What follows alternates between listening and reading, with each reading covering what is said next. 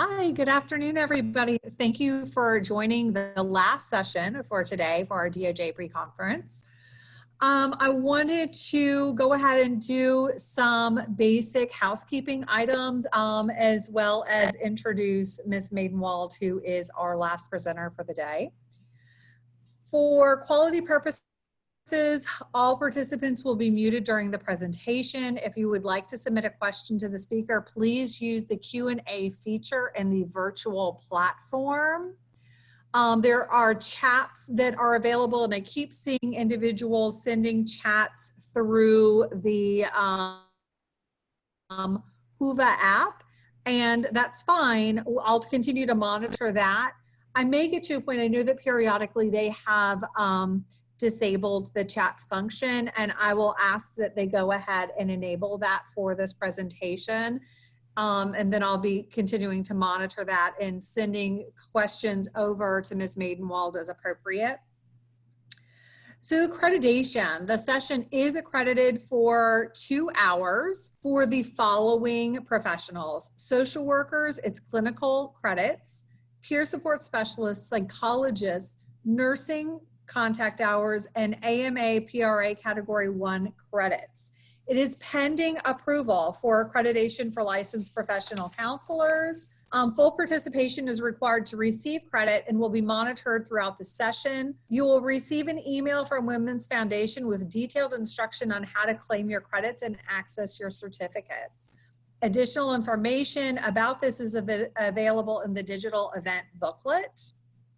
Financial disclosures. Kappy Madenwald has no financial disclosures. None of the members of the Symposium Planning Committee or any session moderators have any financial disclosures either. So the bio. The session is presented by Kappy Madenwald. She is a master's level social worker as well as a licensed social worker. It looks like a licensed social work supervisor. Kappy is a licensed independent social worker in the state of Ohio and an independent consultant who works with federal, state, and local governments, community treatment providers, and managed care entities in building person-centered, competency-rich behavioral health service crisis systems. She offers unique expertise in the evaluation, development, and implementation and/or operation of community-based crisis systems of care. Previously, clinical director of ADA-MH Board of Franklin County and the Director of Clinical Services at NetCare Corporation, Kappy has direct practice experience in mobile and site-based program design, service delivery, and team competency develop and cross-sector systems collaboration. Over the past 15 years, Kappy has provided consultation training and/or specific coaching in 20 states, Ontario, Canada, and working with scores of communities and agencies to transform practice. Ms. Madenwald also is working with us in Louisiana through the Department of Justice Initiative, and she has been instrumental in bringing us along and really discussing with us what a crisis system should be and helping us review and develop our crisis system continuum of care that we're proposing moving forth within Louisiana. And so she's been amazing to work with, and she's had a few different trainings for us in-house. And I'm so excited that Kappy is able to meet with us today and present to you all on resolution-focused crisis response. So with that, Kappy, I'm going to let you take this. Well, thank you, and good afternoon to all of you. Glad you are able to join me here today. Okay, so Anne mentioned the chat format that is within Zoom. I'm going to ask for your participation as we go through today, and I would like you to use that Zoom chat function when it's time to do that, and you can access that through your menu up at the top of the screen. So a vision for crisis system of care redesign is certainly emerging in Louisiana as many stakeholders have had a chance to think about care as it's been delivered historically and care as they envision it being delivered in the future. And the emphasis as the state sort of moves forward with that redesign is delivering responses, crisis responses that come earlier in the crisis before things get, too dangerous or too acute, that it narrows the ways that we can respond. An emphasis on voluntary services versus involuntary treatment processes, and really shifting care so that it is in the community and more natural settings and less often delivered in emergency departments.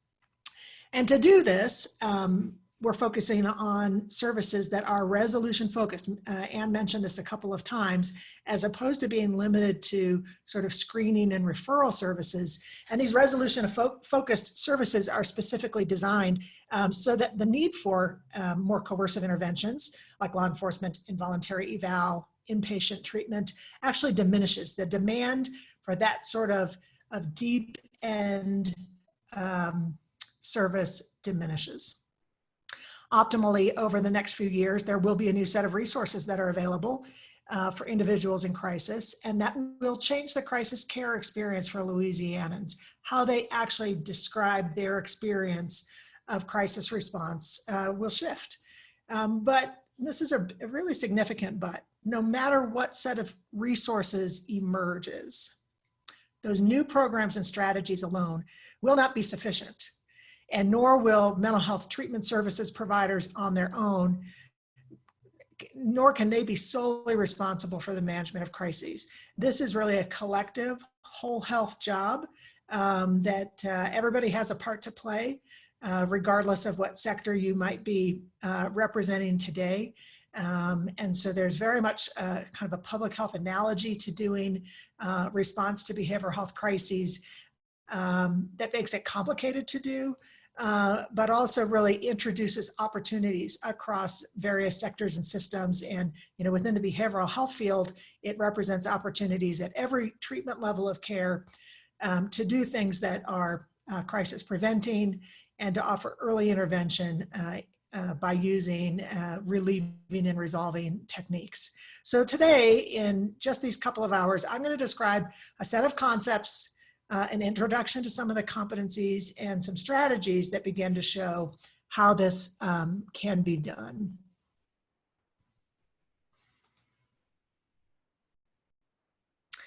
I intend for this information to spark an introspection and to spark some innovative thinking.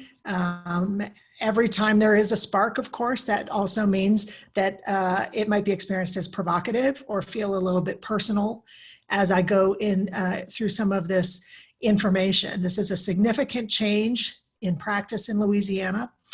And so it's important to be candid about this and have some difficult conversations about ways services have been delivered historically, but also difficult conversations about how uncomfortable the shift can be to services that are more voluntary and delivered more often in the community.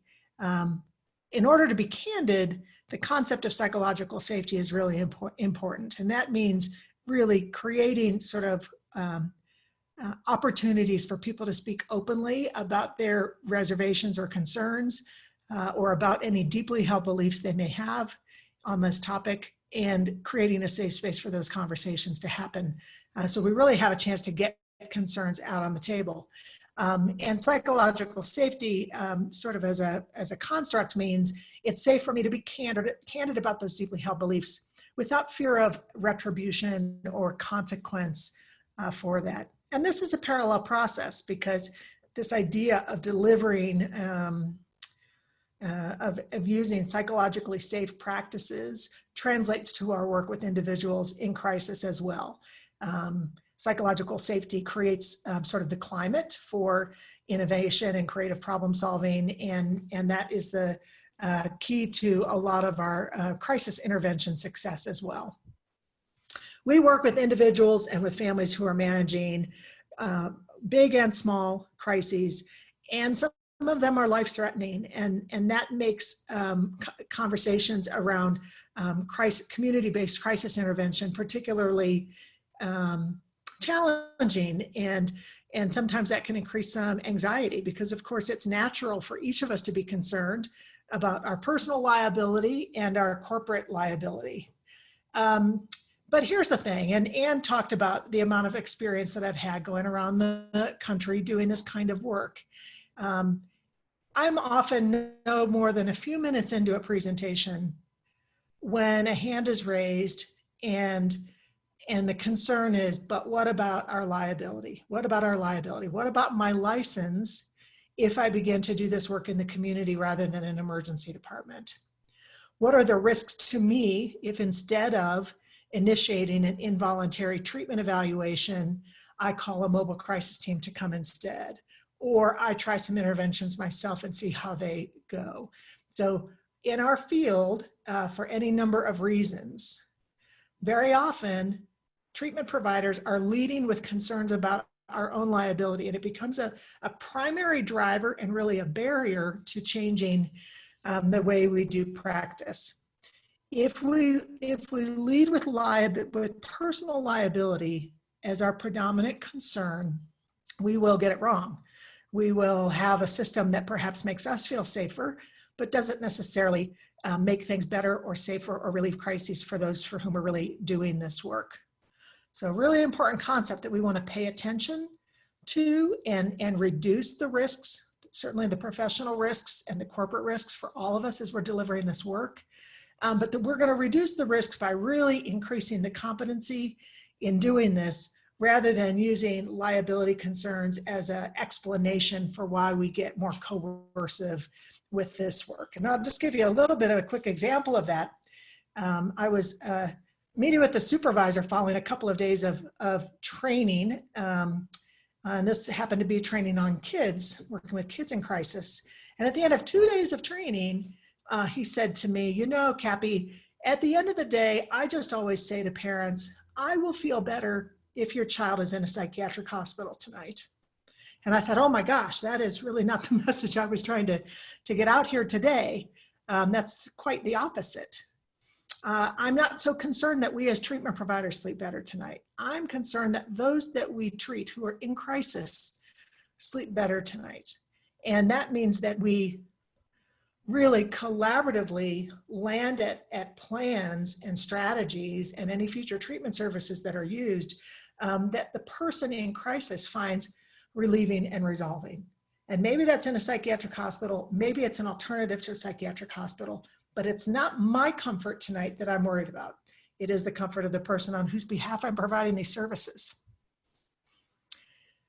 We are going to pay attention to another risk in crisis situations, and it gets more complicated to the degree to which we have not resolved that first issue of leading with our own liability. We can really miss the second risk, and this risk has to do with the way the behavioral health system and the system at large responds when individuals are experiencing a crisis. That intervention in and of itself can introduce new risks. And this kind of harm that comes from treatment is called iatrogenic harm. Can I just get a comment in chat if you can hear me? We'll just wait for one person. I saw one note that you couldn't hear. So I just want to make sure that others can hear. Yes, okay, great. Okay, so I know that individually this gets complicated, but thanks everybody, appreciate the thumbs up. So if you still can't hear, feel free to send a private message and we can get some technical assistance to help. So when harm comes from treatment, this is called iatrogenic harm. Iatrogenic harm is harm that's caused by care, by treatment of any kind. It is generally unintended, but it's often avoidable. Iatrogenesis, that word actually means brought forth by the healer. And this is a really important sort of construct, especially if you have not heard of this before. This is a word that's really worth learning, mastering how to say it and mastering what it means. And Belinda, I'll say it again, it's iatrogenic harm. I'm a social worker. And I came into this field to do good. And, you know, for the first 10 years of my career, back when I was an expert, I consider myself a recovering expert now. Back when I came into this work, I really thought that my good intentions and my goodwill to the people I served would have one or two effects. One was that it would be really, really helpful. And I assumed that's what was happening most of the time. But I also thought that at worst, my work or the words that I used would be neutral. But what did not cross my mind for the first 10 years of my career was that I could be harmful. It did not match my intention. And so it was quite a stunner to realize that I was using approaches that were unintentionally causing harm. Because this is not a word that we tend to talk about too much in our field, we can be collectively unintentionally causing harm and not really talking about it and doing much to change it. And so use chat, and I already see some examples of this coming in. Use the chat that's within Zoom to share some examples of iatrogenic harm in the behavioral healthcare field. What are some of the unintended harms? So for example, re-traumatization when faced with discrimination by a behavioral health treatment provider. What else? What are some of the iatrogenic harms that can come from behavioral health treatment despite our best intentions? Let me give you some examples in the general medical field.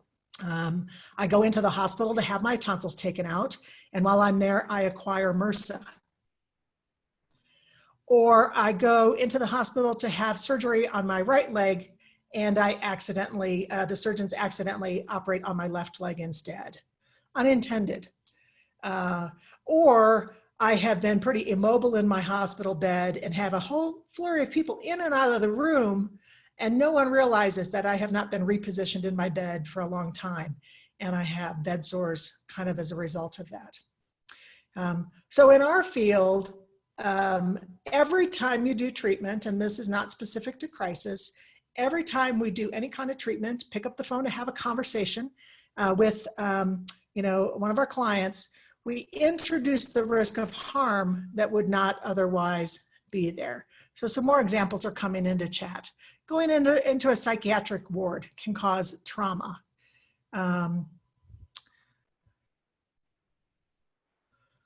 Austin speaks about the importance of self-awareness. What else? Any other thoughts? As we keep going, keep giving your thoughts on here of when behavioral health treatment can inadvertently, unintentionally cause harm. Now, if this is a new concept to you, if you're hearing this term iatrogenic for the first time, it can be a little bit alarming. So let me just kind of ask you this question. How familiar are you with this term? Have you heard this before? And in considering the risk of iatrogenic harm in the delivery of mental health and substance use treatment services, and just in the chat box, type one of the following. Either I'm familiar with it, I'm somewhat familiar, or it's mostly a new concept to me. So let's just get a sense of how familiar people are with this.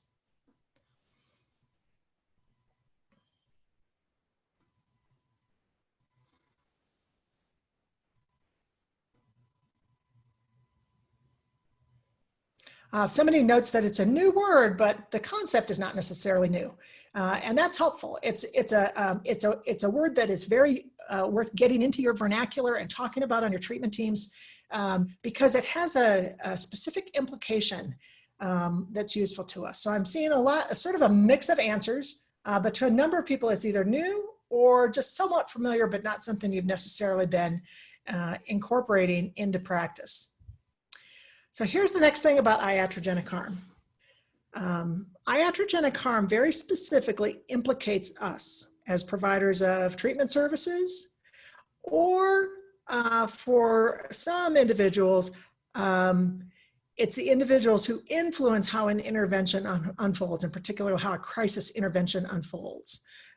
So it can also implicate the systems in which we operate. So it implicates us. This is not something that we sort of can attribute to a particularly weak client, for example, or that it's somehow, you know, a fault or a flaw or an inability to get better on the part of the client. Whenever there's a harm that comes out of treatment, it implicates treatment providers. the good news about, so of course with that, that's a mighty responsibility that comes with that, but it also gives us power, because if we are really the ones implicated in it, then it also means that we are the ones fully in the driver's seat to do something about it. And that is good news. We have a lot of ability to change care experience and to eliminate the use of iatrogenic practices in our care. But it does require continuous attention, improvement of our craft, policies, and processes. And some of these are simpler and some of these are harder. If you go back to the kind of the medical examples that I gave to you, if a surgical team continues to accidentally operate on the wrong leg, you know, those fixes are a little simpler. And some of you are aware that surgical teams now will take a big Sharpie marker and write on the knee, this one, and an X on the other one. No, do not operate on this leg. So there's an awareness that we are human and we make mistakes. And so surgical teams can do some things to reduce the likelihood that they'll make that mistake. And so in that sense, it's a surgical team that's got quite a bit of internal control to sort of manage that. But some of these things are more complicated. It gets a little bit more complicated when we're trying to eliminate bed sores because of the number of people who are in and out of a particular patient's room in the hospital, and the need to really sort of see the big picture of what's happening to a person, even if I'm only in and out of somebody's room for a short period of time. And so it takes more of a teamed response to reduce those kinds of risks. It gets even more complicated when you look at something like a hospital-borne infection like MRSA, because it's not just people, but it's also machines and it's medical equipment and sort of any number of places where, you know, MRSA or another hospital-borne infection can be lurking.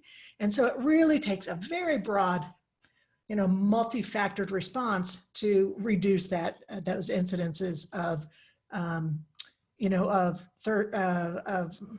hospital-borne infections. But indeed, progress can and has been made in that area. And so there's some analogies there that are very useful to us when we think about reducing iatrogenic harm for individuals in crisis.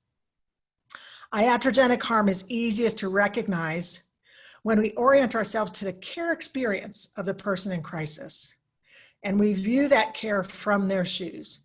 In other words, that we're not viewing the quality of our crisis care from our own view, but we're actually standing in the shoes of the people that get that care.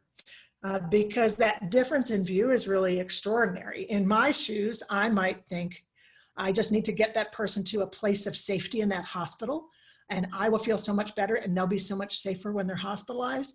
But the person in their shoes might say, hospitalization went very poorly for me last time. And that is not a place that will help. It's actually a place that will make things worse. And so we really want to understand it from the shoes of the individuals on whose behalf this service is getting delivered. So much of the way we approach this work, and we heard this theme earlier when Virginia and Peggy were talking, is in the stories that we tell.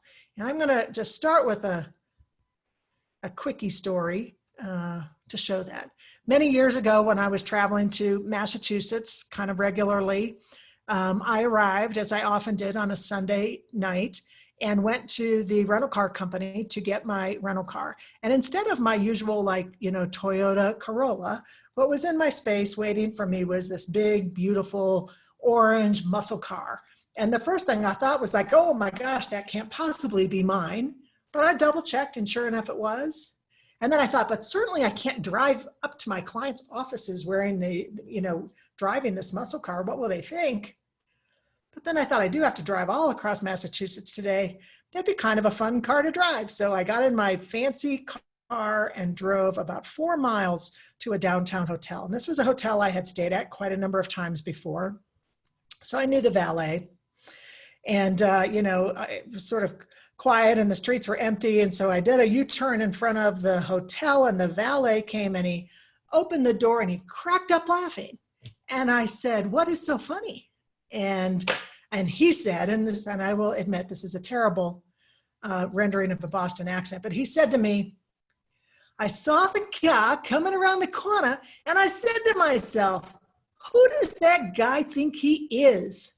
Having a midlife crisis and thinking he looks so cool in his muscle car. And I opened the door and it's you. It was quite a shock because in a mere 30 seconds, this valet had seen the car, told the story about who he thought was driving it, and didn't like the guy. And if I had been a 40-year-old guy opening the door of this rental car, I might have been treated with a little bit of derision. In just that period of time, the story formed, and he was prepared to act accordingly. So we had a good laugh about this, and I went to bed that night, and the next morning I got up all ready to drive my muscle car across the state, and I called down to valet and I said, I'm ready for my car. And they said, bad news, Kappy. While you were sleeping overnight, your car got a flat tire and there's a piece of like construction metal in there. No way can you drive this car all week long. You're gonna have to take it back and get something new. And I kid you not, they gave me this. And this vehicle tells a story too, right? This vehicle tells a story of the soccer mom. And nobody laughs when they open the door and see me driving this vehicle, even though I've never been a soccer mom. But the point to all of this is that as human beings, we are storytellers. For better or for worse, storytelling is a part of our DNA. And here's the thing.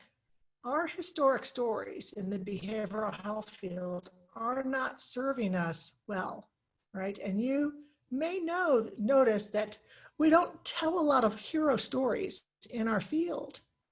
We tell stories of diminishment and deficit and poor judgment and incapability. Virginia referenced earlier, and it was so helpful to hear her talk about that period of time of deinstitutionalization, where these concepts of sort of recovery and our beliefs in the ability of people to live full and robust and satisfying lives was not as clear to us as a field. And so she said there was some best that we can hope for sort of thinking that was going on. And anytime we have a story that is a diminishment of somebody's potential, we do put an artificial ceiling on their capability. And so we really want to understand those historic stories of individuals with behavioral health conditions, stories about parents of children with those conditions, also stories about our role. Is it my job to monitor? Is it my job to manage and oversee? Is it my job to control, to do sort of take on a parental role, to contain individuals? We really want to pay attention to that piece. And we also want to pay attention to stories about how we do things here.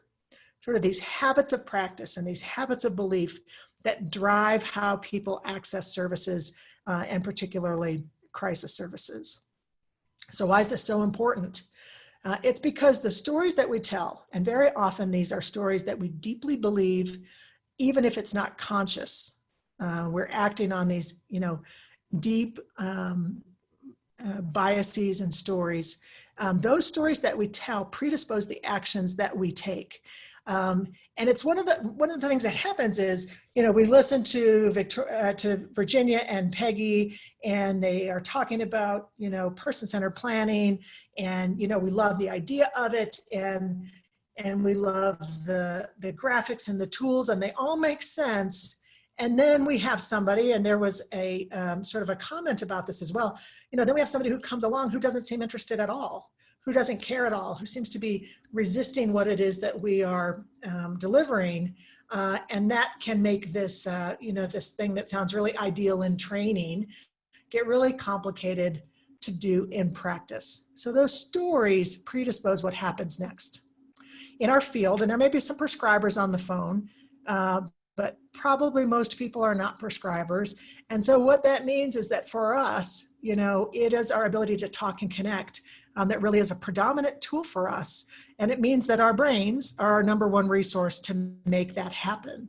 We can train our brains to aid our work. We can train our brains to tell better stories. We want to be very vigilant to the deficit stories we tell, actively work to change them. And I understand, even as I'm saying this, that those stories are not limited to those of us who are directly providing treatment services, but that there's sort of a whole broader community and sort of set of stories and beliefs about people with behavioral health conditions. But here's an example of how we can train our brain. We can train our brain to believe this story, that a person in crisis is never a barrier. A person in crisis is never a barrier. Now, I'm curious, have any of you out there ever met a person who appeared to be a barrier to their own recovery? And you can use some chat to put, to put some thoughts in the chat about this. Have you ever met somebody who appeared to be a barrier to their own recovery? I know I certainly have in my career felt like I was coming up against individuals who would not seem to take advice and didn't really like the approaches that I was recommending, or they weren't showing up consistently, or any of those number of things. So seeing lots of yeses, and people that are only going in through their phone might have to answer on the app, but otherwise go up top and use the chat function. If you don't instantly see the chat function available at the top, scroll to the right and you'll see the 3 dots of more. And if you open that up, you'll see chat, and you can open up the chat box as well. So it's not a surprise to us that we have met individuals that appear to be a barrier to their own recovery. So then why would it make sense for a treatment team, for a crisis team specifically, since we're talking about that today, but this is applicable for all of us, why would it make sense for us to adopt a mental belief that a person in crisis is never a barrier? Why would I choose to believe that, even when I've seen evidence to the contrary? Why would I choose to do that? What happens if I deeply believe that the person I'm working with is a barrier? How does my smart mind react? What does it predispose me to do when I'm working with somebody who I perceive as a barrier? What happens? What happens? What do I do when I have a barrier? I naturally am either Lisa, great notes are coming in here. I presume I know better. I make it true. If I deeply believe the person is the barrier, I will not see the options. I will not see the options. Great chats. I don't see the opportunities. It's more difficult to provide for somebody who I view as a barrier because I naturally want to get rid of barriers, right? I set limits on the person. So if I don't see them as able to change themselves, I do something artificial like set limits on them, or I work around them, right? Or I compel them through some sort of, involuntary kind of an approach. And if you're the person using the services and you experience care where people are setting limits on you, compelling you to do things, working around you, not believing you, if you're the person receiving the services, what's that care experience like for you? How do you experience that care? How do you experience it if you're the one receiving care that is compelled, or they're deciding for you, or they're treating you negatively, or they're setting limits on you? Does that escalate the crisis for you or de-escalate? Well, of course it escalates. Of course it feels shaming. Of course it feels embarrassing.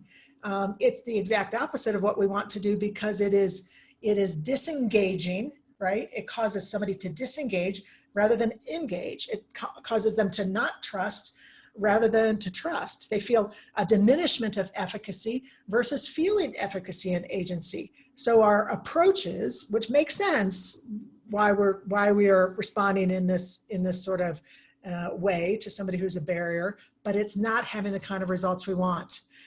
So as Kathy says, I might feel hopeless. Carrie says, as a client, I'm not engaging in the interventions. Somebody noted, I think via the phone, that it takes the culpability as a therapist away. In other words, the reason this isn't going well is because of the barrier client. It has nothing to do with me, the treater. It has to do with the client not being open to my, awesome suggestions.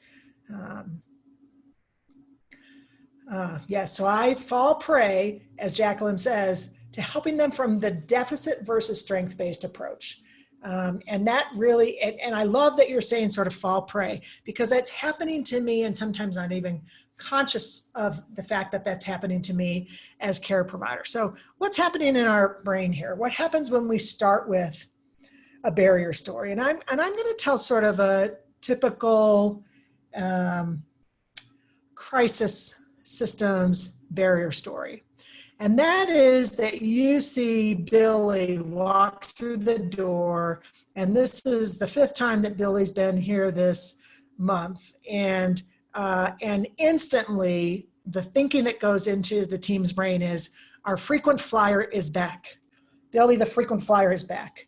Billy, the attention seeker, the frequent flyer, who's just here for the free food, and will never follow through with anything we recommend. And I think as you hear me say that, and I'm kind of talking candidly, we probably many or most of you can recall a situation where we had that kind of deficit story come through our mind. But here's what happens. That deficit story enters our spinal cord right here. Frequent flyer, attention-seeking frequent flyer has walked into the room. And the first thing that happens is we have a feeling response to that. How frustrating.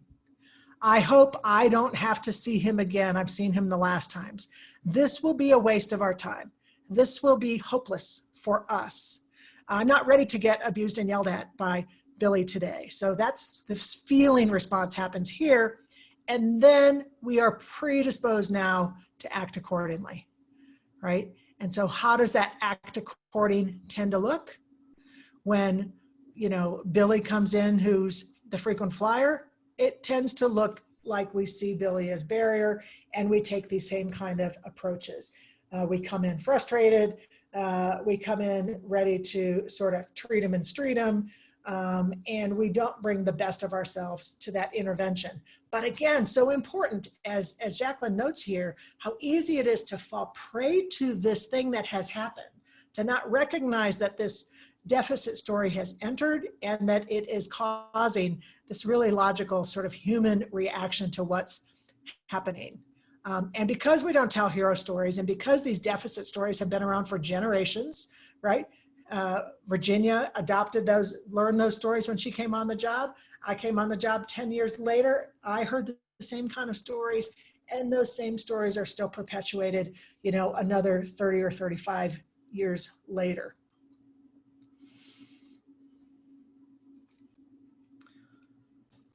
So how do we manage this?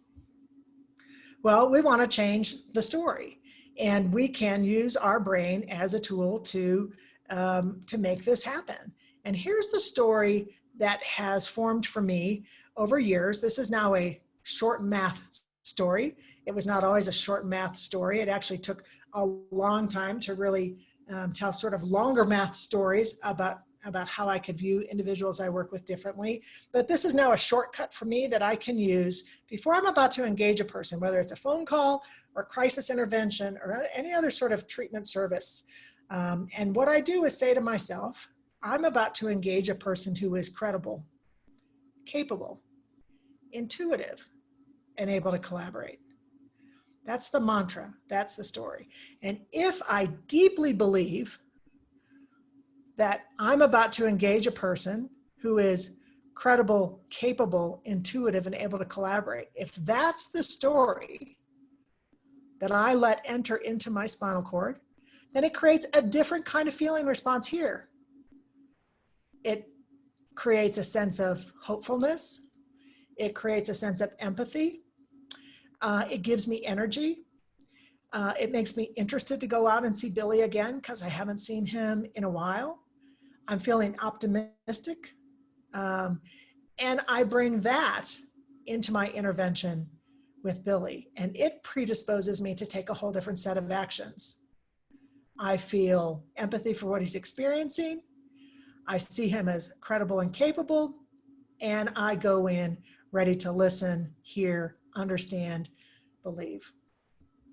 We have some hands raised on this point here.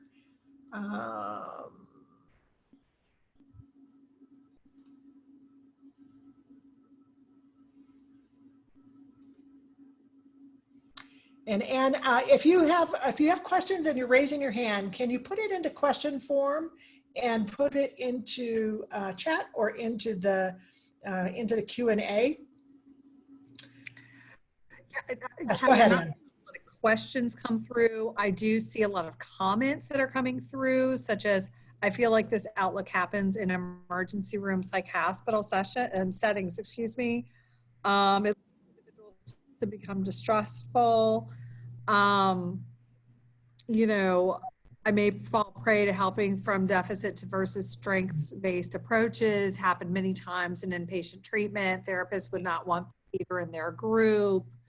As a client, I'm not engaging in the interventions when that happens.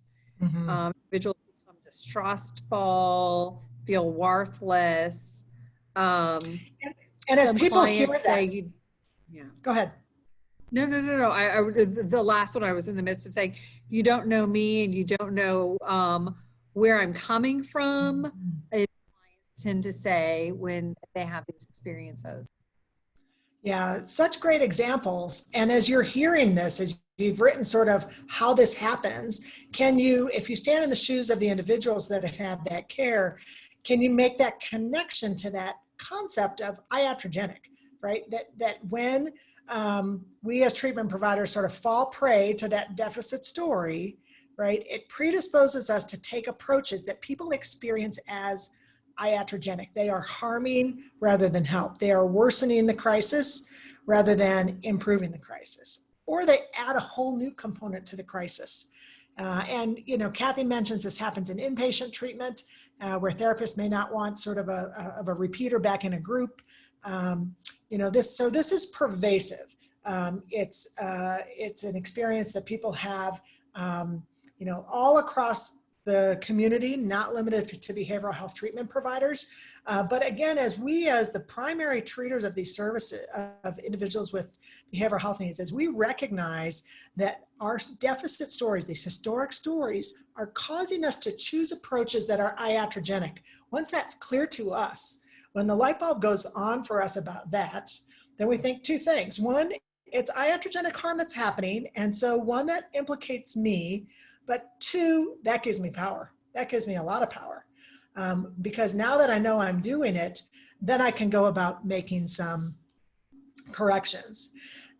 The sooner I'm able to use whatever your version of credible, capable, intuitive, able to collaborate is, like as soon as that gets really clear to me, the power of that, then it makes it easier to go back and look at the set of tools that Virginia and Peggy shared with all of us on person-centered planning, and to say, okay, it's this belief set that makes me feel very hopeful about using that kind of approach.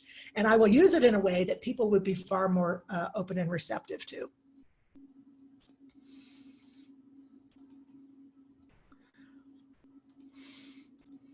This iatrogenic harm stuff is really worth thinking about. It is just something that for whatever reason has not been a part of our conversation on the behavioral health side of medical services. And that's really been to our detriment and certainly to the detriment of individuals that we treat. So to effectively change crisis care experience, we have to examine the stories and change the ones that mire us in outdated habits of practice. Iatrogenic harm in crisis response gets even more complicated than that because crisis response does not fit neatly and completely inside the responsibility of the behavioral health treatment system. Instead, the responsibility and opportunity to change care experience really exists sort of across social services sectors and systems. And so we really want to sort of bring this level of insight and understanding into multiple entities and not just our own. So crisis work is necessarily systemic. Unlike other traditional mental health care services, those who provide crisis response are, quite dependent on the actions and words and choices that are made by individuals upstream of that crisis intervention.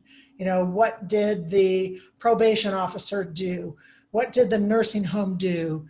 What did the outpatient treatment provider do when an individual was having a behavioral health crisis? The actions that they take will significantly influence how effective the crisis response is. So a lot of things happen before the crisis team knows there's a crisis. So crisis teams are highly reliant on those upstream decisions and then highly reliant on the downstream decisions. Because in the course of a single crisis episode, a person might actually touch 3, 4, 5, 6 different individuals, representing multiple different sectors, and each of those contacts can really change the trajectory of the crisis experience for them. So I'm going to do just a little comparator here to make this clear. Let's say I'm doing a service like ACT. If I'm doing ACT, assertive community treatment teamwork, and the ACT team is practicing good fidelity ACT services, then ACT teams are largely self-reliant. If all our team really masters the skill and we do it well, we'll be able to get some really good health results for individuals that we are working with. So there's high internal reliance there. And that's really how it is for most behavioral health services. The more equipped with kind of good evidence-based skills, the more success individuals will generally have when they receive our services. Crisis systems are very different. Crisis systems have high external reliance. So it is how law enforcement systems respond, how schools respond, how outpatient clinics respond, what ERs do, what kind of care gets delivered in that inpatient unit for people that are hospitalized. It's really counting on sort of the whole of that bigger kind of system to really sort of influence that care experience. A crisis system of care is a way to think about the organized whole of a behavioral health crisis system. They are not naturally present in any community. Crisis systems are built and they're not always comfortably built. It can be sort of uncomfortable to have these conversations cross-sector to build a good, strong system. Before they're built, it's more the default processes are in place. And so we see systems and services operating in silo, making their own sort of different habitual decisions, as opposed to really collectively and strategically getting together. And there is default and early use of law enforcement and involuntary processes and emergency departments. And so we do the things that people most experience as iatrogenic really early in the crisis, instead of doing something less restrictive. They're in underdeveloped systems. There can be a general sense that crisis is somebody else's job and not my own. And so there's underdefined expectations for what varying entities would do and what varying service providers would do in the event of a crisis. There's underdeveloped crisis competency as well that would help those same providers take a different kind of an approach. And there's generally, when the system's underdeveloped, a narrow focus on assessing and determining a level of care instead of delivering a brief course of treatment and with an end goal of resolution is really sort of the primary service. So this is a way to think about building out a crisis systems of care, and it's one that we've talked quite a bit about in Louisiana. Within this framework, there are 10 opportunities for a community to bring depth and breadth to a crisis system. And that includes 5 phase opportunities, these colored boxes across the top, and then 5 key components down here at the bottom. This is when you look at these phase opportunities, this is really about systemic investment. And the tendency among many communities when it comes to investing in these phases is that they put most of their time and money into acute intervention, adding mobile crisis teams, or working with police to respond when there's a crisis, or using emergency departments as the primary place that service is delivered. So the response, it really comes once situations are quite acute and risks are pretty high and harms have possibly already been done. And there's a underdevelopment of crisis prevention activities, early intervention strategies, and then an underdevelopment on the back end as well, making sure that the crisis treatment options are delivering the kind of treatment services that are useful for folks in crisis, and that there's very good transition and coordination and skill in this recovery and reintegration area. So this means the whole of the system has to have crisis competency. It's not limited to this group here that are really doing sort of the primary crisis response skill. In this sense, this is a little bit like disaster management. It's the field that I know all of you in Louisiana know much too well. It certainly became clearer at a national level post-Hurricane Katrina that we just can't count on acute response after a disaster. And we just can't count on a small select group of crisis experts to do that work, disaster experts to do that work, but that we really needed a whole broad spectrum of systems and agencies and even individuals to become more skilled and adept at disaster prevention, disaster early intervention, and have a whole big broad group of people who were good at disaster mitigation afterwards. And that influenced the work of all of our various agencies to develop agency-specific disaster plans, plans for backup of medical records, have backup plans to move people who are in one congregate setting to other places.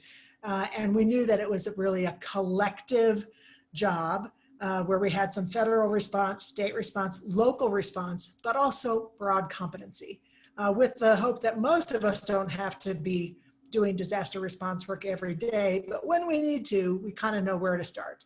And we want that same to be true for crisis. There are individuals who have a full-time crisis job, and we're hoping that that's going to be more and more the case as this crisis system of care continues to develop in Louisiana. But all of us have a little C crisis job, good crisis planning, good, meaningful, risk-reducing crisis plans that people find helpful to them. Early intervention in the way of having capacity for, urgent appointments, when people are just beginning to sort of see symptoms. One of the big prevention elements, and it's how I began much of today, is really paying attention to the stories we tell. Because when we are telling deficit stories, within our work team or in a congregate facility or wherever that might be happening, you can know that those deficit stories are predisposing actions that people find as escalating. And so we get more escalation in settings rather than less. Using the universal skill of trauma-informed care is a great prevention element as well. So there's just a lot of information and ways to do that. And the ways states think about investing in these 5 areas can vary. There are a lot of ways to do this well. We just want to make sure we get some good broad attention here. The crisis teams, as the state thinks about adding mobile crisis response in the state, they're going to be most skilled in this center acute intervention area. They're really counting on the other systems and entities and treatment providers to pay attention to these other elements to really get a good, robust system. Down at the bottom, we have 5 key components that are present in the best functioning crisis systems. And the first is lived experience. Anne talked about this earlier today when she talked about really expanding the use of peer specialists and ensuring that voice, skills, all of those capabilities are embedded across the system.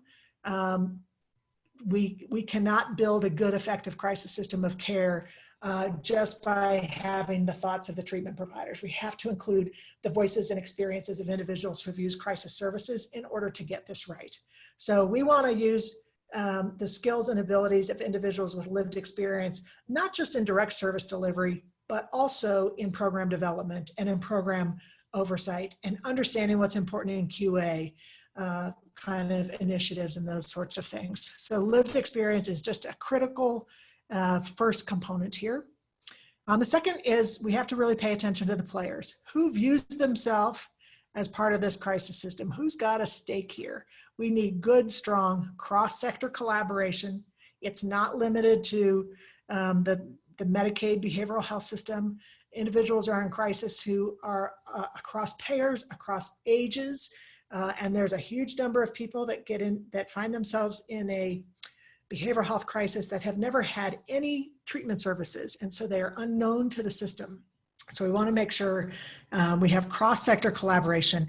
And important here that I use this word players. Players, meaning we don't need you to come to the table as an audience member to hear how the behavioral health system is going to solve the problem. It's about understanding your own sector's business reasons for investing in crisis systems of care and doing some of these kind of collaborations. Come because you've got a vested business reason for this and a role to play in managing it. And it is that kind of collective role that's most likely to really close some of the gaps in this crisis response. Logistics are a huge part of this, and this becomes a big complicator for states. The logistics are not nearly as important in some of these other services that we provide in the behavioral health field, but they are critical in crisis response. This is a big state.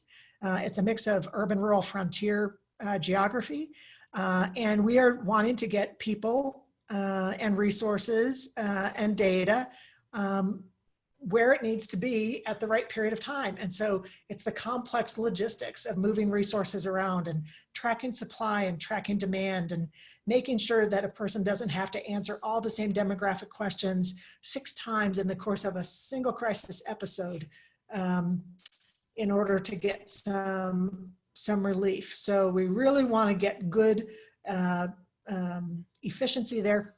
The other aspect that we want with logistics is a lot of transparency, a lot of real-time management. And again, you understand this concept in Louisiana post-disaster, even before the disaster's coming, right? The Emergency Management Center opens up and we see the big screens and we're paying attention to the resources and we're thinking about how we're going to get the right resources to the right place. And so there's real-time active management. And we bring that same kind of concept within crisis systems, and it lets us do some forecasting going into weekends about where we see limitations in demand, for example. And we see where that demand is coming from, and we might be able to do some things to kind of mitigate it. So we want real-time and very transparent sort of managing of a crisis system. The fourth element are the competencies. We're touching on competencies today. But competencies are not just for our field. It's, every time a law enforcement agency trains in CIT, crisis intervention team training, that adds a competency. Use of mental health first aid, and any number of those kind of competencies that allow people to feel comfortable taking the first step to help somebody. And interestingly, both mental health first aid and CIT have stigma reduction as a significant component of those trainings to make sure that the deficit storytelling isn't predisposing the actions that those varying entities take. The last part down here are the parts, and this is where communities and states tend to put all their focus. We need more parts. We just need more crisis system parts. Give me mobile crisis, give me some crisis beds. That's what we really need here. And parts are great. Having no parts at all can really be problematic. But parts do not automatically produce good results. Really important to know. Many a community has spent a lot of money adding new crisis parts that do not get used as intended or are not producing results that are worthy of that time investment. If we just do parts without paying attention to these other elements, and without thinking about how they tie in upstream and downstream across these phases, then we're not going to get max return off of those investments. So why are these prevention and early intervention aspects so important here? I'm going to do an analogy, and this is a fire management analogy. If the primary intervention in fire management were acute intervention, then we would really bring that expertise into play only when the fire is blazing. And we're asking for firefighters to come put out large fires that, of course, have already had high cost and perhaps injury as a result of them. And so when we start with this acute intervention, we find that then we're doing post-fire sort of investigations and management and trying to treat victims, and we're of course putting firefighters at risk in that response and other bystanders at risk who try to come and aid. So we can see this is high cost, high risk sort of action. And we find ourselves having to do the recovery for individuals who have lost things, lost lives, had injuries, lost homes. And so we're spending quite a bit of time and money on that end. There's been significant trauma along this whole path. And so fire services know that the upstream stuff is really critical, right? And so we all have fire alarms in our home. We all have smoke detectors in our home. And we hear twice a year to change our batteries, to make sure as you change the clock, you change your batteries, so that we always have those first alerts available when there's a sign of smoke in our home. And many of us have fire extinguishers as well, with information about how to use them. Because if we can get to the fire when it's little, then perhaps this technique from somebody who's not a firefighter full time will nonetheless sufficiently solve that fire. But it goes further upstream than that too, to fire prevention. Make sure you don't leave the home with a lit flame in the home, right? We know this information. And building codes are established in every state and community that prevent the likelihood of an electrical fire, for example. And so the more intervention and investment there is in fire prevention and early intervention, the less often we're going to find ourselves in these high cost, high harm, post-fire kind of moments. And the same is certainly true for crisis response. Okay, so I'm gonna take a little bit shift in topic here and ask that we spend a period of time thinking about hospitalization. This idea of psychiatric hospitalization is a driver of a lot of crisis activity, not just in Louisiana, but across the states. And very often there's a fairly simple sort of question that's being asked. Here's a person in crisis. Do I think they might need psychiatric hospitalization? It becomes sort of a simple kind of question that's getting asked. And so I want to spend a little bit of time thinking about psychiatric hospitalization. Within a lot of communities there are deeply held views here. There are a lot of stories that are told about psychiatric hospitalization. Virginia talked earlier about, she was talking about nursing homes, and she said nursing homes can be very important for a lot of people. It's a really essential part of our system of care. And the same is true of psychiatric hospitalization. It's a really important level of care. It's really an essential component for you to have access to. That doesn't mean it's effective for everybody all the time. And so we just really want to, I want to try to put our understanding of hospitalization into a little bit of context and to pay attention to the stories that are told. Psychiatric hospitalization has been around for hundreds of years in the United States. It certainly preceded modern day kind of community mental health services. And so it can continue to have some allure for individuals and be viewed as best and highest quality service.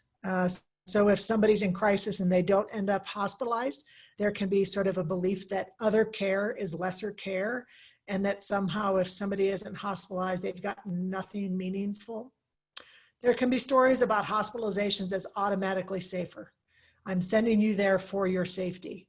So there can be view of hospital as safe place. The sense that inpatient treatment is something you do to a person, when really inpatient treatment is talking about the type of bed, generally on a locked unit, what care occurs, what actual treatment is really specific to each of those facilities. And so we're not very specific when we say somebody needs inpatient treatment. We really want to say, well, what actual medical interventions do we think will be useful here? There can be a sense that fabulous tests will uncover the answer, excellent medication will treat the problem, and a belief that if somebody in front of me is, say, suicidal, then sending them to the ER and them getting inpatient treatment is always the best risk management strategy, or perhaps starting with an involuntary evaluation request is the best risk management strategy. We can have the belief that if somebody's discharged from the hospital, that must indicate that they're stable and able to return to business as usual, and that they'll be linked to the proper, good, effective care. So these stories, these kind of habits of practice, these stories really influence the way as a system we respond when somebody's in crisis. There are a lot of habits of practice that increase the likelihood of hospitalization in terms of who we call. There could be corporate practice in that area. There are a lot of things that really kind of perpetuate this drive towards inpatient hospitalization. There's not, however, a whole lot of research about the efficacy of inpatient hospitalization. It's been here a long time, and so there's deep belief in its value, but not really much great quantitative research to show that. So it's useful to do some practice-based evidence to see if collectively the smart people on this line, can put your knowledge and experience into play here to see if we really understand what kind of results are we getting from inpatient hospitalization? And when that gets clear to us, does it help us think about alternatives to hospitalization? So this is a quadrant model. It's a way to think about the intersection of 2 points. And I'd like you to go to the chat box that is within Zoom, if you can, to answer this question. And I'll just try to see as many of the answers as I can in there to help kind of guide this exercise. So here's my question for you. Based on your own experience, and in talking to individuals or families you've worked with, what % of time do individuals that have had psychiatric hospitalization experience a good health benefit? A good health benefit, meaning they from their shoes would say, that was worth my time, worth my effort, worth the money. That was good for me. That course of treatment did me some benefit. So just expressed in a percentage, what % of the time do you think people would describe getting a good health benefit? I see one answer coming into chat. I'm going to wait till I get about 10 answers here. And that'll help me do a little bit of averaging.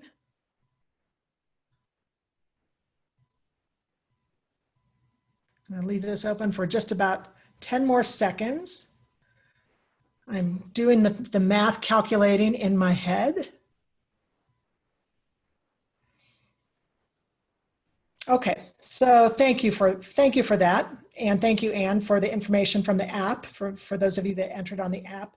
We have about, and I'm going to round this a little bit, I think on average, what you are all saying is that about 20% of the time, we're getting a good health benefit from hospitalization. And so we look at this vertical sort of bar over here, and that's what we're talking about. This group says about 20% of the time we're getting a good health benefit from hospitalization, which means 80% of the time, individuals are not coming out saying that was really worth my time and money. Now, is this scientific? Is this good quantitative? No, this is qualitative. This is based on your care experience. And sometimes when I do this training, this is a higher number than 20. Sometimes it's as high as 40, for example. But it doesn't particularly matter. Whether it's 20 or 40, it is far less than 100. Hospitalization based on your own practice experience is not producing a good health benefit 100% of the time or anywhere near it. You're saying that's happening about 20% of the time. So that is half of it. Now, the second part of this quadrant model is related to iatrogenic risk that we talked about a little bit earlier. And so the next question is, what % of time, based on the individuals that you've talked to and worked with, about what % of the time do individuals experience iatrogenic harm from hospitalization? There's something about that hospitalization that's harming. And feel free to put in the number and then add the kind of iatrogenic harms that can happen from psychiatric hospitalization. Feel free to add some detail there. So what kind of iatrogenic harm can come from hospitalization? And please do put some percentages in here as well. So what % of the time do people experience iatrogenic harm?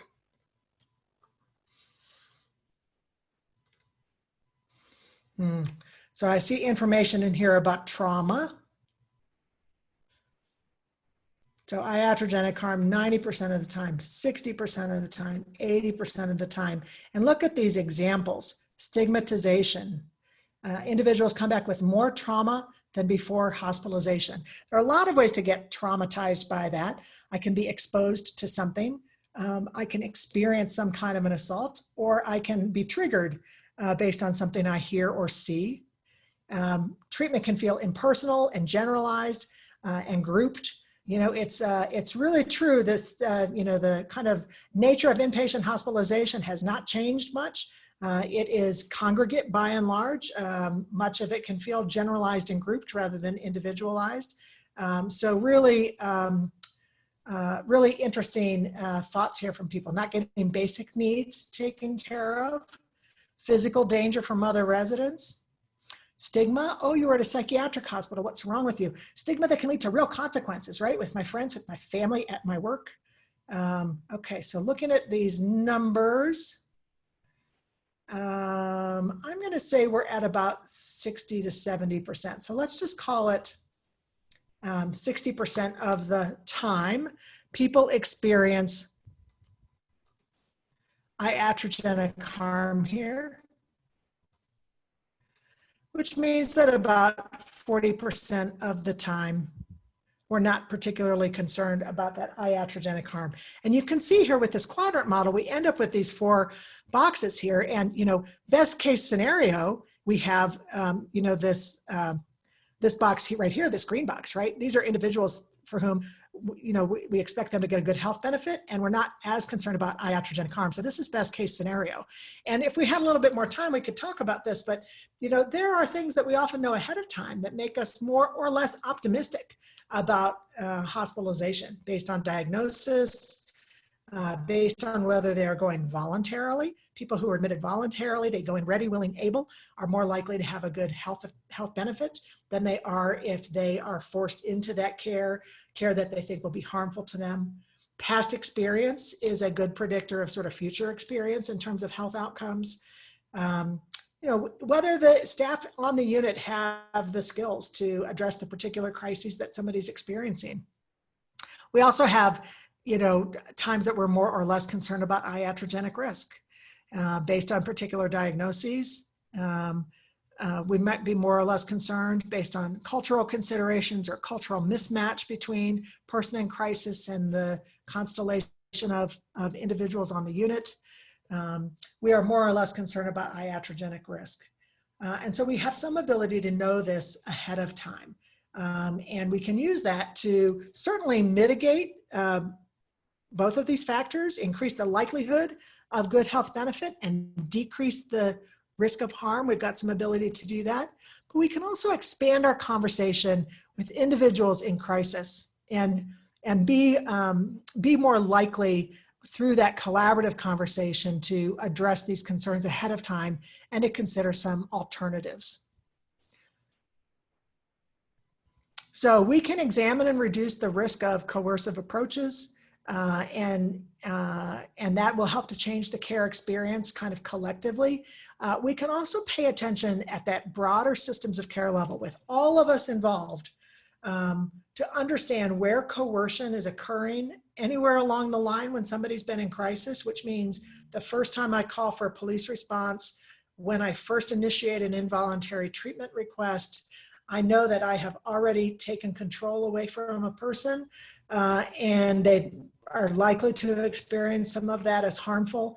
And so we can pay attention to that as well. And that'll help to minimize the overarching sense of that this was care that was harmful. So we can increase quality of care, decrease the likelihood that it's harmful. And although there might be a guise of safety, coercive practices often have less to do with the imminent risk of a particular individual and have more to do with habit, convenience, cost can be a driver, need to transport a person from point A to point B. And again, we talked about this at the start today, concern about personal or corporate liability. Those can often be the things that really drive us to use coercive approaches. rather than because we're specifically concerned about Billy in this instance, we think we need to call police, for example, or initiate involuntary treatment, for example. So we can diminish the need for coercive practices by watching for some patterns, within your own facilities or kind of broader in the community. And here are some kind of the things we can pay attention to. When, for example, an admitting hospital has a preference for admitting people who are in voluntary status. For reasons that don't have anything to do with whether the individual met criteria for involuntary treatment. Sometimes individuals who are willing to sign in voluntarily find themselves involuntarily committed because of wishes and preferences of others, rather than because of their own circumstances. When there are broad restrictions by rule rather than exception around use of security or gowning or removing property. Carrot and stick behavioral systems within facilities that say something about the story that's being told about individuals with behavioral health crises. If there are a number of unscheduled or against medical advice discharges, they may speak to sort of that disconnection between client and treater. High use of referrals to youth or adult protective services, routine use of security guard seclusions, restraints.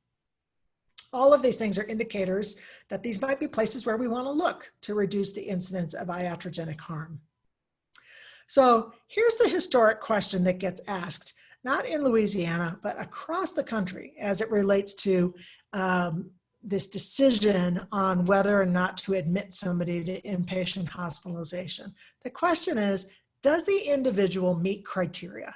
And so crisis teams or individuals in the ER that might be doing this evaluation are trying to answer this question. Have they met this level of care need? That's what the insurance company wants to know. That's what the receiving facility wants to know. Do they meet the criteria? But here's the question we're not always considering. The questions we're not always considering. What is the expected health benefit for this particular individual if we admit them? And what are the risks of iatrogenic harm to this specific individual if they're admitted? And then given that, are there some alternatives that could be considered that would offer equal or better health benefit while potentially decreasing the risk? These are really important questions. And let's personalize this a little bit.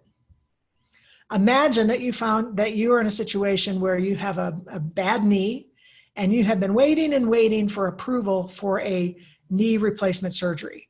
You've been waiting for your insurance company to say that they will cover that surgery. So what changes as you get more information? This is you with your bum knee.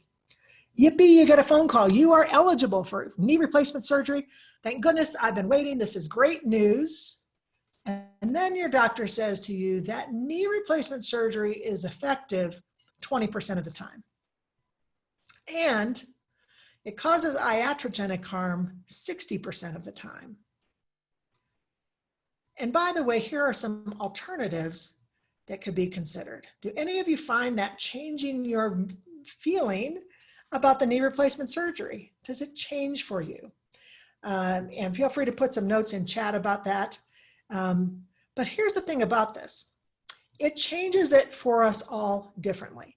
And for some of us, we might say, I know the risks aren't, or the likelihood of it being useful isn't that great, but my knee is in so much pain, I want to proceed anyway. And others might say, I will live with it. I am not going to take the risk of harm for the chance that I have a benefit. And so it's a perfect scenario for us to do some shared decision-making because there's really not a clear and good sort of evidence that this is going to be worth it.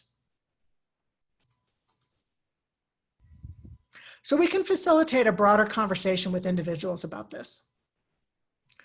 What are the good reasons to consider hospitalization? Even given your good reasons to do that, are there circumstances in which you might change your mind? How do you think you'll actually experience it? Or how do you think your loved one would experience it? How optimistic are you about the potential benefits of hospitalization? Is there anything that concerns you about proceeding with hospitalization?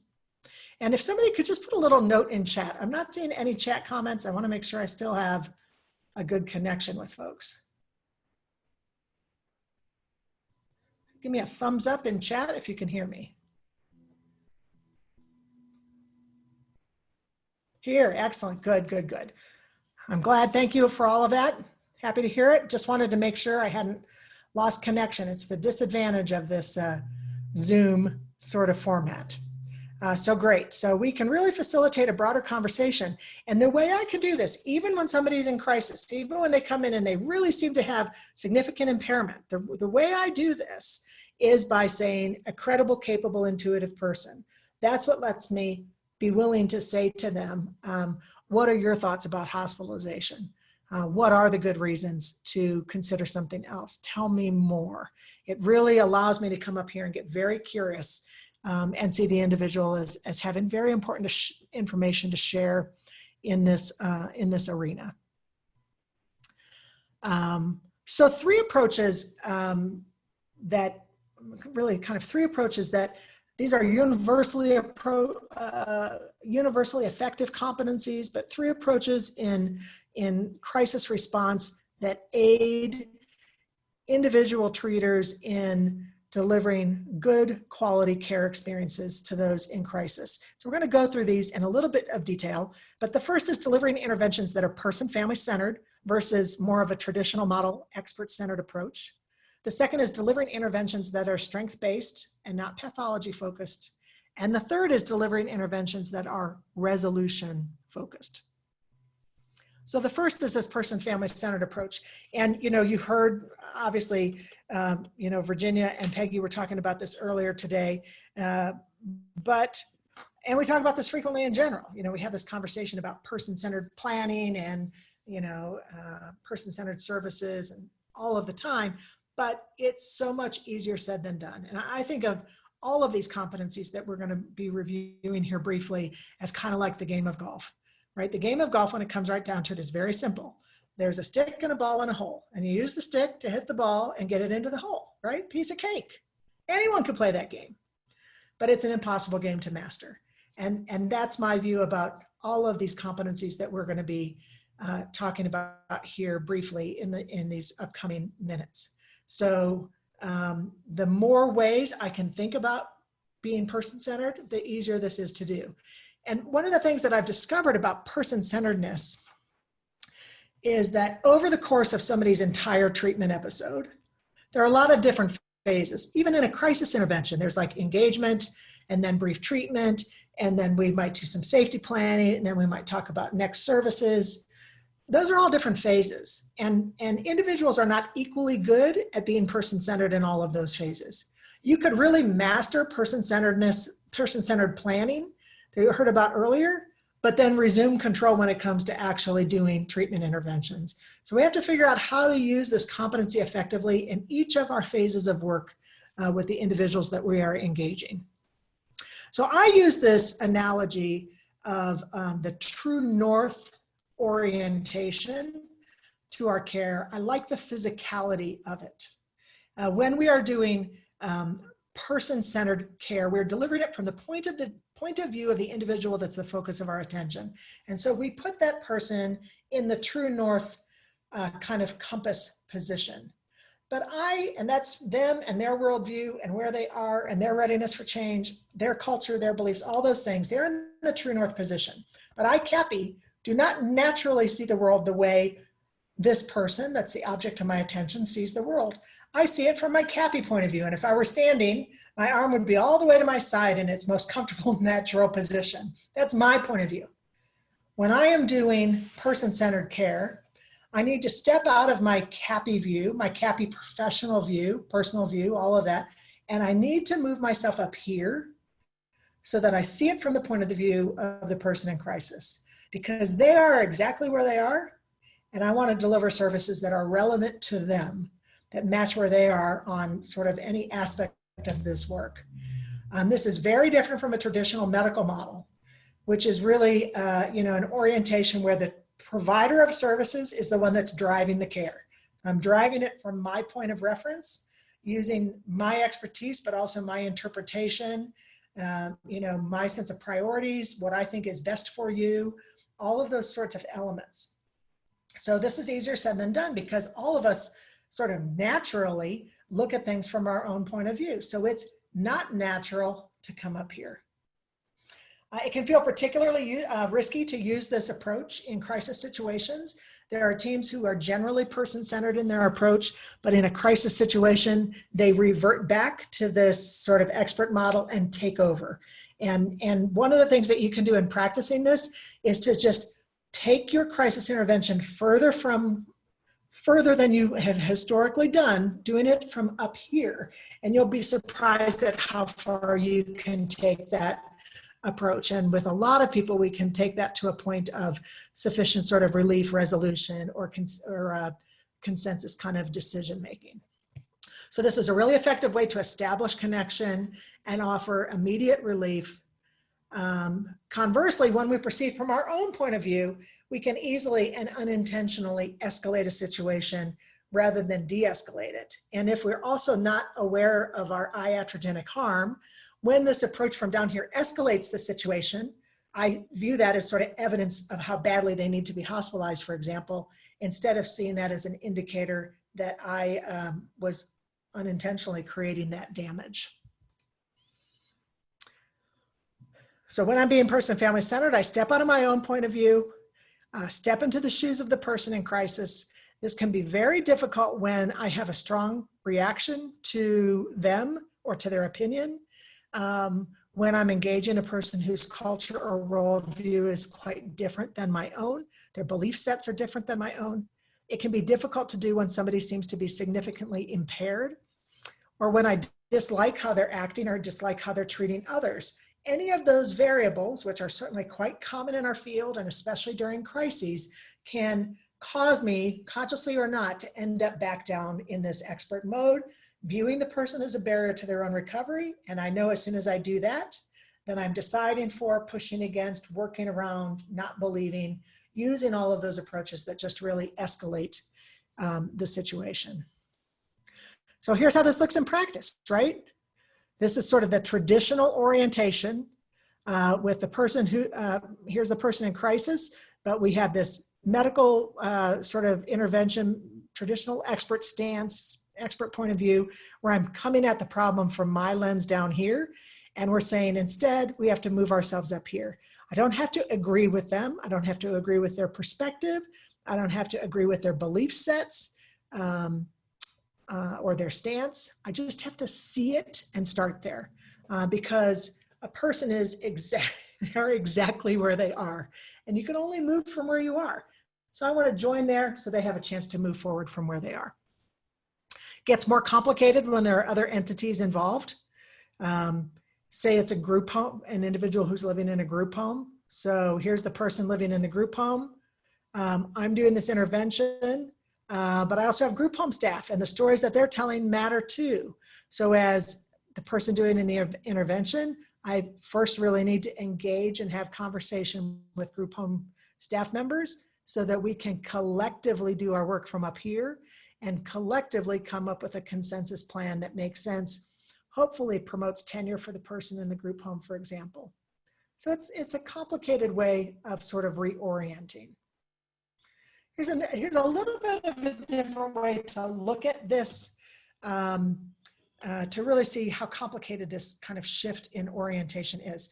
And by the way, in doing this work and in moving up here, I'm not giving up my expertise. It takes a lot of expertise to do this work. What I'm giving up is my expert point of view and my belief that it's what I think about what's happening that matters most, or that what I think about what's happening is the only explanation, right? So I'm wanting to move up here, but it takes expertise. I'm not coming up here vacuous. Person-centered care does not mean, it's not like order fulfillment. You know, somebody went to McDonald's and asked for a Big Mac, and so we give them the Big Mac, right? It's starting where they are, developing collaboration and consensus here, and then moving forward. So here's just a little bit of a different slant for looking at this. Virtually every agency across the country would describe themselves as person or family centered. I can't imagine an agency saying, absolutely, we're not. We sure don't practice person-centered care here. But saying that you're person-centered and truly doing that in practice throughout your agency is a very different thing. And by and large, most agencies that call themselves person-family centered, in my opinion, are doing something that's really more what I call person-family nice versus person-family centered. Person-family nice is more about sort of like accommodation approaches.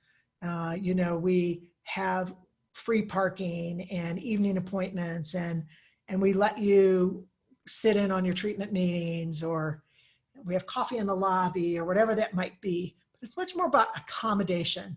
I'm allowing you to ask questions. It's not necessarily changing my view, right? So that's more this person-family nice experience. And some aspects of that can feel nice, but there's still a power differential. And the differential is that the treater has the power and the treater has the voice, and the person receiving the services does not. They don't have anywhere near that same equal sort of power and voice in what's happening. And so the person is a bit more at the mercy of the approaches and strategies and interpretations of the treater. But when you shift to person-family centered care, there's a equalization of power and an understanding and belief on the part of the treatment provider that I bring my professional expertise, but that the individual I'm treating brings substantial expertise as well. They know where they are. They are best equipped to identify solutions. They are the ones who alone can determine what are the priorities for them to live a whole and healthier life. And so they bring that expertise as well. And I engage them here as credible, capable, intuitive individuals who can collaborate within their own care. For a lot of people receiving services, this is a new experience. They have not necessarily been invited to this kind of relationship with the treater before, and so they will not automatically have the language to do that, and really might have to sort of learn that skill. But here, this place of collaboration, where I hear, listen, understand, inquire, get curious with the person. This place is really sort of a learning ground for individuals to feel engaged, empowered, find their voice, trust their gut, and really become activated as people who understand their own health condition and their own health care needs and preferences. This is the learning place that allows some individuals to really then become good intuitive drivers of their own care. This is such tremendous learning in order to have people do that. When we get to person-family driven care, we're talking about individuals who know quite well what works and what doesn't work. And they feel quite comfortable speaking about that and being honest. And they look for treatment care providers who are good in evidence-based practices and who will allow them to participate in their own care. So when the point when you get to being able to be a good driver of your own care, or parents as good drivers of their children's care, there's a selectivity and a comfort to really actively participate and expect treatment providers to support that leadership in their own recovery. Again, this is not order fulfillment. This person-centered care piece, it's a collaborative relationship. It leads to shared decision-making. And it's a sweet spot where individuals really get to hone their skills to become intuitive drivers of their own care. Some notes about aligning in this true north way. One, this was quite a disappointment to me as a perfectionist. There's no perfection in doing this work, right? And so that's uncomfortable. That's something that we have to grapple with if we grapple with worries about perfectionism. I already mentioned that I'm a recovering expert. I'm also trying to recover from being a perfectionist. True north for any individual is always shifting, and I can never actually stand in somebody's shoes. I just do the best I can to try to see it from their point of view. But it's shifting all the time. I know I'm operating in the dark, but down here I'm also operating in the dark. I just don't know it. I'm not really admitting it. In order to do this well, I want to pay attention to strength-based interventions. And I've got some tips for you on strengths. And that is that they are not always pretty. This is so useful to you if you haven't thought about it this way before. Strengths aren't always pretty. For a number of years, I really thought that I should be looking at assets, talents, gifts when I was looking at for strengths. And sometimes they were really hard to find, particularly with individuals that I didn't particularly like, particularly for the individual who's come back 5 times and not hanging on all my great advice, right? But if you look at the dictionary definitions of strength, what you see is there's a broad set of ways to look for strength.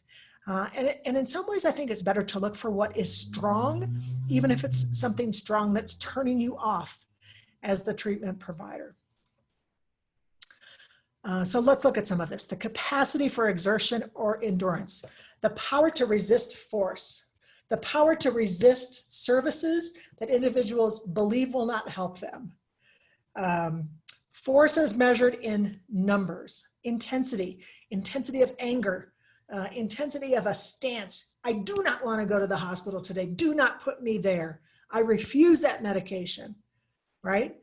From down here, that can look a lot like resistance and poor judgment. From up here, I want to look at that as something that is strong and really important to investigate. Say more about that. Tell me more about that. What are the good reasons to not be in the hospital? What are the good reasons to not take medications? Credible, capable, intuitive person. Your gut is telling you this is a bad idea. Let's get curious. In this collaborative way, get really curious. Say more. What's led you to this conclusion? Say more. It just introduces a whole new sense of information into this. And when somebody has had a strong stance, absolutely not, no meds for me, and instead of us pushing, we actually engage credible, capable, intuitive person in a curious way. Say more about that. What's your gut telling you? What do you think that's about? What are the good reasons not to take medication? What are the good reasons not to be in the hospital? If you've not practiced that way before, it feels very counterintuitive at first, and it feels like you're giving up power, but you're actually gaining a tremendous amount of power as an individual who feels heard, listened to, and understood, relaxes into the conversation. When they're not having to self-protect against us, then they no longer have their limbic system in fight, flight, freeze mode, but they shift up to their higher executive function, and they stop and think about it. What are the reasons I don't want meds? Is that cultural? Is it what I've read? Is it my past horrible experiences on meds? Is it the side effects? You know, what might those things be? And some of those things could get addressed. Is it that I really just want to try other things first? Is that in general, I tried to do natural alternatives? You know, what might that be? I don't know unless I go up here and I really ask. So when we think strength, look for what is strong. Strong about their perspective. What about their beliefs or cultures are strong? What's the strong that comes from their lived experience of knowing what has worked and hasn't worked? The strength that comes from where they are on their journey. What is that readiness for change? The strong that comes with ambivalence, right? Think about, connect with that piece as well. The strength of emotions, things that look really uncomfortable to us. Bitterness, snarkiness, mistrust, whatever that might be. Strength of their priorities. And then really importantly, the strength of the lines they've drawn in the sand. Anything that is a strong stance. We really want to engage individuals.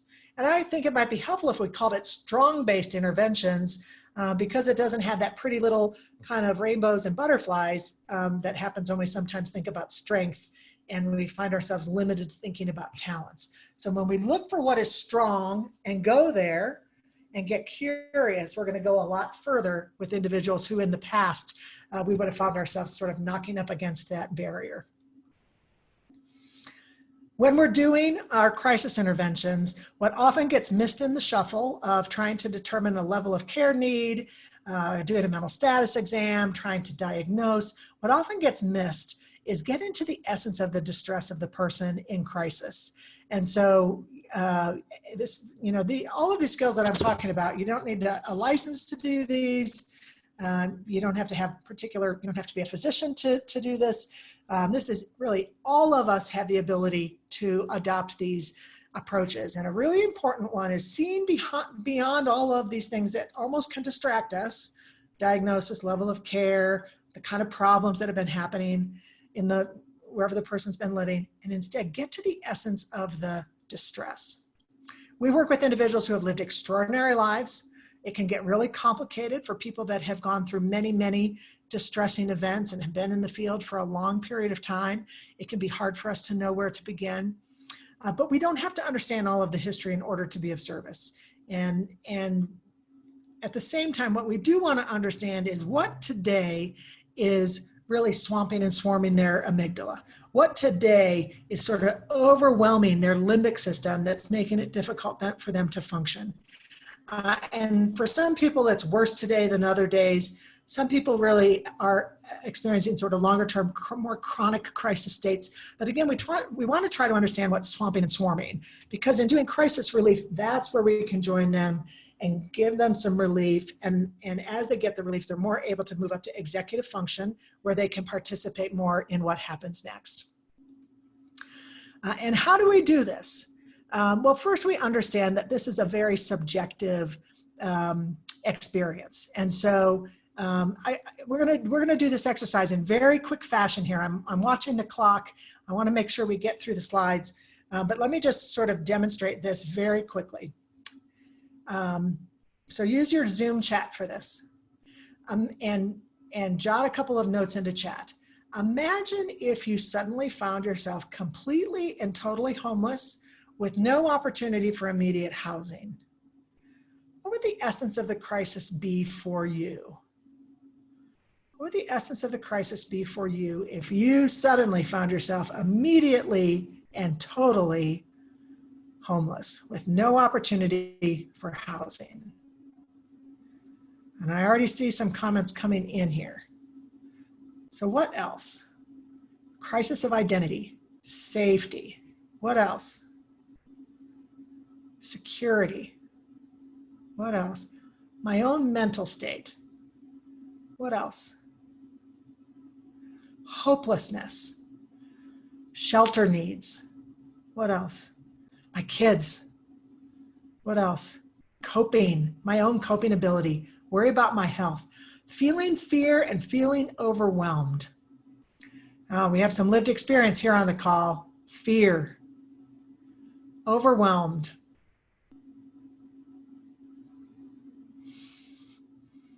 Any other thoughts? Just go another 5 or 10 seconds. Now notice that the essence of notice that the actual crisis, the homelessness, is the same for all of us, but the experience is different and the essence of the crisis differs. Somebody else is talking about stigma, shame, depression. There's a whole range. And so what we want to understand is the subjective significance of the situation for the person that we're working with in crisis. And if it's shame, that's very different than if it's what I'm going to do for my kids, or what will I do next, or that it's making me feel depressed, or that I'm afraid. When we understand the essence of the crisis and we can join with that, and we see the strong of it, right? Imagine somebody who feels shame about this and how strong that feeling of shame is, and how that shame state just swarms and swamps the amygdala and makes it difficult to really sort of move forward. More thoughts in here. Alone, humiliated, feeling safe from predators, finding food. It's different for everybody. So when I get curious with people, and when I've created a safe, psychologically safe climate where they feel they can be candid with me, individuals can identify what is most subjectively most meaningful.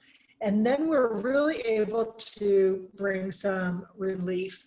And we can bring relief even if we can't immediately offer housing to somebody. We can still bring relief to those things that concern them most, allow them to move up to higher executive function, where then they can really kind of actively participate using strengths and skills and approaches that are natural to them to come up with some solutions that will make some sense. But we want to start with essence. And even if the facts of the homelessness don't immediately change, there can still be relief or resolution, right? I think about it differently. I interpret it differently. I figure out how to get a good night's sleep. I use the power of prayer or, conversations with others to have a chance to really sort of sort it out and think it through. I make it through my first night and feel better. There are things that can help people feel relief and resolution, even if the homelessness is not immediately solved. When it comes right down to it, the essence of the crisis is often among this list of very normal human experiences. And this is not a complete list, but it's a decent list. And so this is human stuff, right? Notice there's not diagnoses on here. These are just uncomfortable states. And I may not have lived experience with having a severe and persistent mental illness, but I've experienced these human conditions here. And it allows me to really find some common understanding and an ability to really sort of join somebody up here. The crises that people have are not always about the diagnosis specifically. Very often it's one of these other things. It's not the schizophrenia, but it may be the loneliness that's related to the schizophrenia, right? It might be the poverty that's related to it, the unstable housing because of it, the fact that I wasn't able to finish college because of it, the fact that I'm in a congregate care setting that I don't want to be in, right? All of those things that maybe are secondary to the schizophrenia, but are not really causing that crisis state today. I can have schizophrenia and be actively hallucinating. It doesn't mean I'm in crisis state. So we really want to kind of feel and weave through all those other elements, look for crisis state, and try to find relief there. And that brings us to the final of these competencies, and that's about doing resolution-focused care. And getting ourselves out of a habit of assessing and referring, and assessing and referring, and assessing and referring, and instead looking for opportunities to bring relief at every point of contact somebody has with any of us, whether you're in the behavioral health field or not. When someone's in crisis state, how do I engage in a way that they feel some relief? So family-centeredness is about the strength-based alignment, but resolution-focused means using approaches that are relieving. They are symptom-reducing. They're empowering. They're health-activating. They help someone get some clarity. It diminishes a feeling of risk or harm. It increases their sense of hope. We can see an increase to higher executive function. Those are the kinds of results that we're really looking for with this intervention. And it's our intention to the service that will drive what we do for better or worse. In other words, because we are in the talking field, I have to pay attention to what my intentions are in any intervention. Do I have the intention of assessing? Do I have the intention of determining a level of care? That's a very different mindset than bringing the intention of relief, brief treatment, and relieving interventions. So I have to really pay attention to what I'm in the business of doing at any particular moment. And that's hard to see in the context of behavioral health sometimes, because again, talk is our primary way of doing all of those things, but it's clearer if we look at a medical analogy. So we really want to differentiate assessment and treatment. If you found yourself with a badly mangled foot, what's the difference between assessment of that mangled foot and treatment of the mangled foot, right? Assessment, which involves the poking and the prodding and the x-rays, right? Those things don't tend to make your foot feel any better, even though we might see that assessment as a part of getting the right treatment. But what makes my foot feel better? The pain meds, the ice pack, the splint, the crutches, the future surgery, the physical therapy, right? That's what helps my foot recover. And if you have a badly mangled foot, both you and the physician in the emergency department understand when the physician is in the act of assessing the foot and when they're in the act of treating the foot. And we're looking for interventions, crisis interventions that are treating, not simply assessing. And the end goal isn't just you getting sent off to a specialty mangled foot hospital to get that care. It is that your foot gets relief. And and we understand that relief can be incremental and that it doesn't necessarily all happen overnight. So every one of our touches with somebody in crisis can be relieving. We can engage them, credible, capable, intuitive, listen, hear, understand, have them participate in what to do next, instead of taking over for and choosing approaches that might make it work. So we want to go in with the intention of treating, not merely assessing. I went to the dentist, they did x-rays, they found all those cavities, that was it, they sent me home, right? We don't want to just assess, we actually want treatment. And we want our end goal of any of our touches to be relief and resolution, not merely disposition. So important that we don't view this as the next person's job. Somewhere down the road is somebody else that has the expertise to do that. We all have the ability to do this and to offer incremental relief at every single point of contact. And what approaches do we use? Some of these that we know already. We use the person-centered care orientation. We tell the story of a person as credible, capable, intuitive, able to collaborate, which predisposes me to actively listen and to treat a person with unconditional positive regard. And then I use Socratic questions that allow me to get really curious with the person. I can use solution-focused approaches, motivational approaches, DBT kind of strategies, trauma-informed approaches, use those skills I learned in mental health first aid, employ shared decision-making when there are no perfect answers. And all of those things will lead us to consensus dispositions and people really feeling like they've got some control over what happens next. This work does not happen overnight. It's not today we use the red form, tomorrow we use the blue. So as you're thinking about this across Louisiana, think about this more as sliding the bar and incrementally decreasing the iatrogenic approaches and the coercive approaches, and incrementally getting more comfortable employing these techniques in crisis situations, so that we over time get more comfortable shifting care to the community and out of the ER. We feel like we can push downstream any decision to implement a coercive approach like calling police or initiating an involuntary admission. And so over time, we're really watching as our competency increases, our comfort increases, and we can really sort of shift that bar. We still have the ability to use those approaches. We still, as we need to, can make a referral to Adult Protective Services, call police, initiate an involuntary treatment. We just find that as we build our skill, we use it less. And that's really what we're going for here. Most importantly, we want to make sure that we let those who use crisis services really serve as teacher to us and barometer of whether or not we are getting this right. Okay, so I know that I've gotten us almost to the end of these 2 hours, and that Anne may have been gathering some questions as we go. So I've got Anne back up on the screen to see if we have questions or if you have any sort of thoughts here, Anne, as we are in our last 10 minutes or so. You know, I don't see any specific questions that have come through, Kappy. I think that there's a lot of comments saying how helpful this is, really making how powerful this is as well, and what a shift it is in thinking about this. So I would go ahead and open it up right now to see if there are any individuals who've participated in the event today that do have some specific questions about what you've presented on.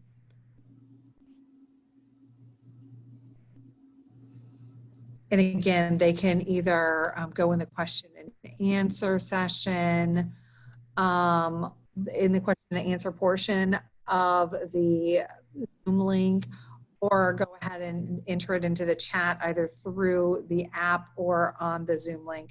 I did get one comment saying, no question, wanted to say, I always enjoy attending Kappy's trainings. So.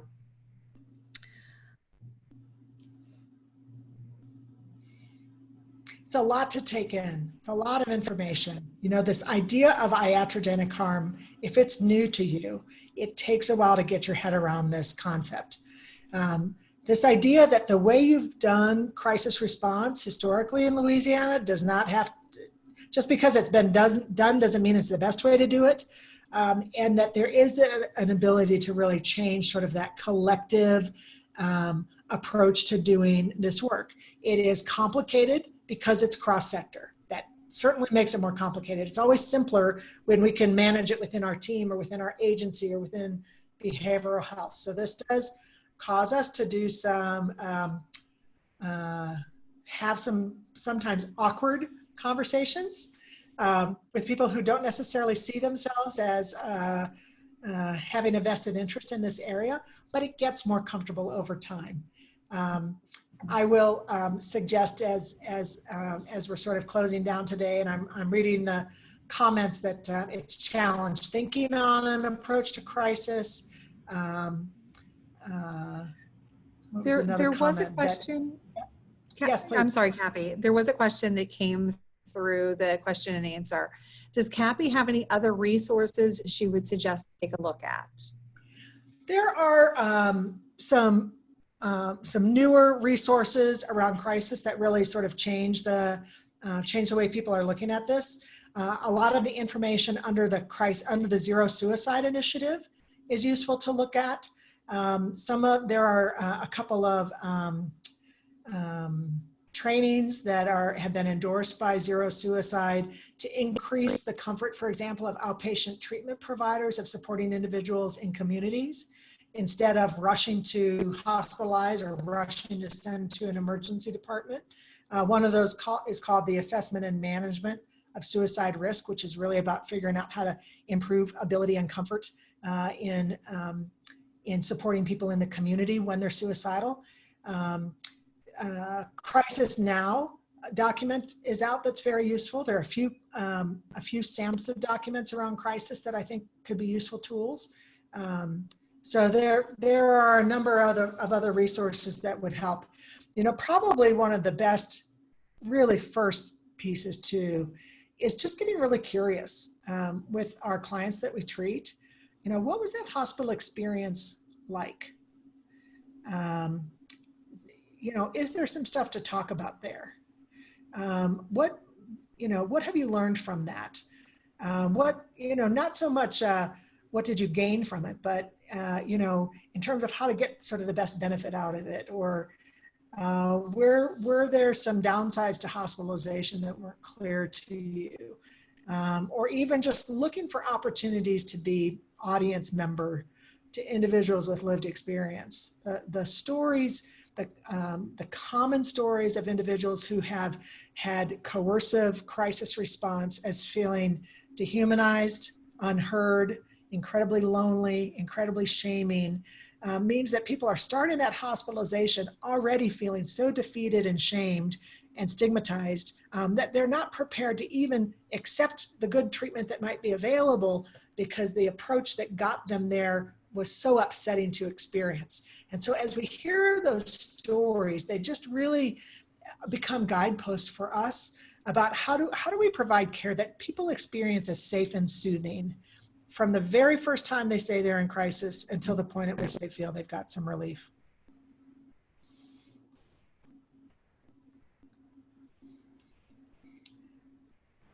Okay, Anne, I think it's your time to summarize our day here. I think it is.